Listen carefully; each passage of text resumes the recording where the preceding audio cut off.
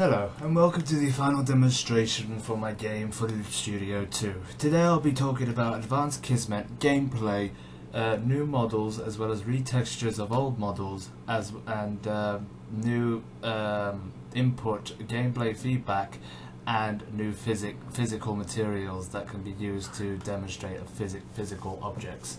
So let's get started. And first we'll be talking about the problems that I've had during this during the redesign of the game.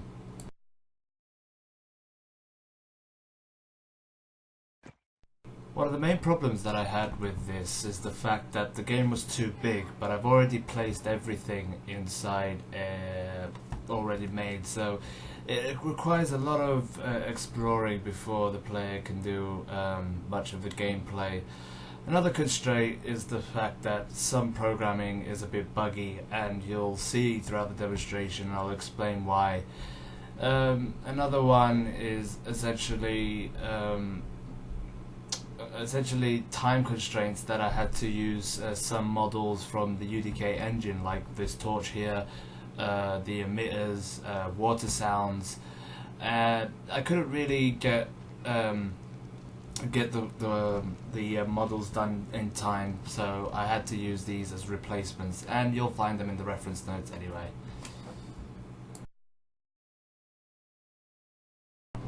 So to get started with, I'm just going to quickly briefly discuss the reworks that have been done for the pyramids, the retexturing for the pyramids. And what I've done is essentially I've discovered that my UVs were very stretched out, and instead of going back in and individually retexturing them by hand, what I've done is I've quickly came up with the concept of creating a texture kit. And what a texture kit does is essentially I have this 2048 by 2048 image of two textures of stone, and what I've done is I've stacked my UVs on top of each other in different areas of the stone. And essentially this is a quick and easy way of reconfiguring your textures. The only problem with it is the fact that there's not that much detail in individual places that I can do unless I go in and do it by hand. But for something that quickly needs to be fixed and is a fundamental area of the game itself, this is, let me just show you the outcome of the textures. So essentially this is what you get with a texture kit. It's a quick and efficient way of redoing your textures, and they're pretty much much better than the ones before. You can see the details of the bricks themselves, and this gave me a really good normal map. And essentially, I didn't make a specular color from the image themselves. I just used a constant 3, a constant 1, and let me just search it here, pyramid. And essentially what I've done is I've created a constant 1 and gave it a 0.5, and it will shine everywhere, but in a distinct and like subtle places, like there, the areas. So that's the reworking done. The terrain has been reworked as well. What I've done is essentially I've overlaid the rock texture with the mud and moss texture together. So here you'll see a great way to show it is here actually. Here we've got the rock texture beneath, and over on top I've created this mud and moss texture, and with the brush in the terrain editor I was able to overlay the rock with the mud texture and gave it a little subtlety there. So it's a nice smooth transition from rock to this muddy moss texture. And essentially that's the end of the reworks. The moss has stayed there, the foliage has stayed the same. I didn't really do anything because I was happy with that. But now on to the new models. So essentially what I've done here is created 3 pressure plates. This is just one example of one texture of a pressure plate, and these are images of CG textures, and what I've done is I've unwrapped these blocks, or I've unwrapped these blocks here, and they all have the same UVs, so they all so I didn't have to do them again 3 times. Essentially what I've done is I've created a new normal map here, and that brings out the detail of the normal map. And if we go into the over here with the pressure plates, press G to hide the triggers, you'll see that these are placed here, and it works out really well because these images in front of the pressure plates are the same textures, so they can all tell which is which when they have to do the pattern. And these crates are essentially new models as well. These crates will be used as a physics part of the game, and essentially these again I've used a texture kit and stacked the UVs together. A quick and efficient way of getting something quick that's not really fundamental to the design of it all, just a quick wood texture with a nice normal map on it, and it gets the job done. So that is the new and reworked texturing done.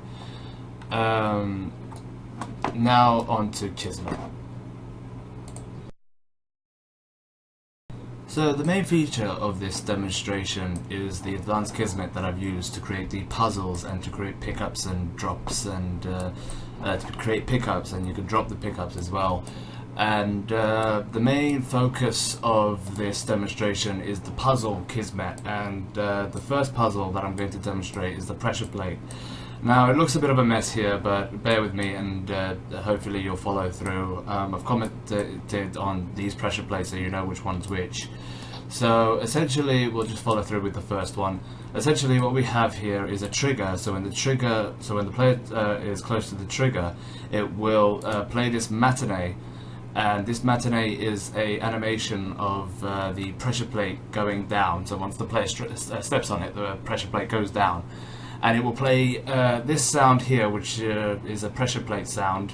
Sorry, this one here, which is a pressure plate sound. And if the player is off the pressure plate and it resets, it will reverse the animation, and also it will play the reverse sound.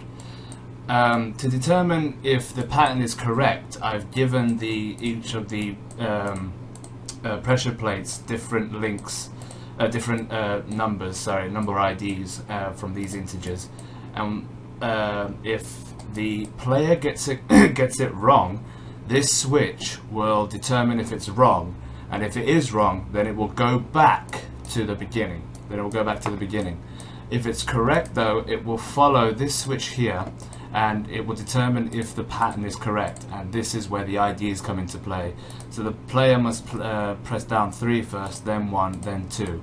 If they get it wrong, it will reverse the action and it will go back to the beginning. If they get it right, then this switch here will determine if it's right or not, and if it's right, then it will follow through and reveal this artifact here. If it's wrong, then it will go back to the beginning. So just to demonstrate here, we're going to get it wrong at the first go. So you'll see what happens here. So these are the pressure plates here. So if I step on this one, and then I step on this one, and then this one, they should reverse. There you go. So just to demonstrate again. But if we get it right, the artifact appears, and then they stay down, and then we pick up the artifact. So that's basically Kismet 1. So to simulate, to finish up with the demonstration of Kismet, because I'm running out of time, so I'll just quickly go through the lake Kismet here. Essentially, we have a lake here that needs to be filled, and the only way to do this is by pulling a lever, and we can fill up the water. There will be an indication on the clue when the player arrives at the lake, and they will have a text announcement here played to them. So essentially, I'm just going to explain the sequence of Kismet first, and then I'll demonstrate it.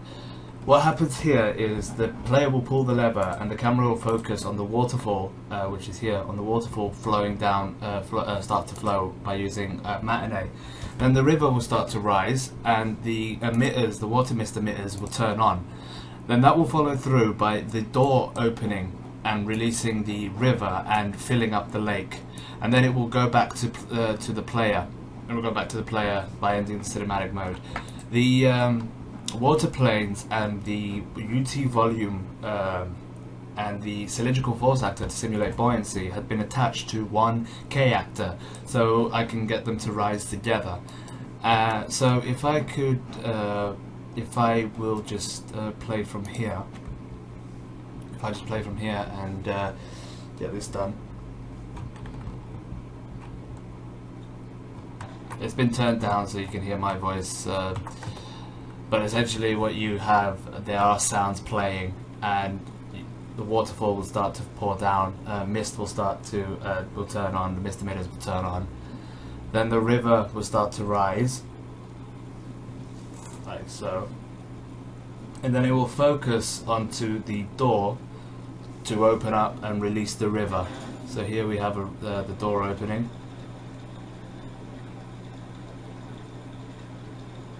and the lake starts to fill. I couldn't fake the lake filling up by making the water flow through even more to fill it up, but essentially it rises slowly. As you can see there, it rises slowly. And the physics part is with the crates. Now, to simulate physics, to fake physics without any hardcore programming, I use a cylindrical force actor, and with that I've used a physical material on the crate, which is a wood material, to give it physics of wood floating on water. And I had to change the settings on the cylindrical force actor so the velocity will to decrease the velocity. So now it just floats like this. I'm just gonna say it now. It's a bit dodgy. Well, it's a lot buggy, and it needs extra. It needs extra hands, like programming, so you can simulate it better. But as a designer, this is the best I could do. So the player will have to be patient with it. And essentially, what you do, you pick up the crates, and with these crates, you can get to place them on water, and you can jump on them. And you pick up the other crates, which are placed around in this area, and you pick up the crates and you put them there, and then you jump onto the other crate, and then you jump onto that area there to pick up the artifacts. And essentially, the UT volume gives the player the ability to swim inside the water.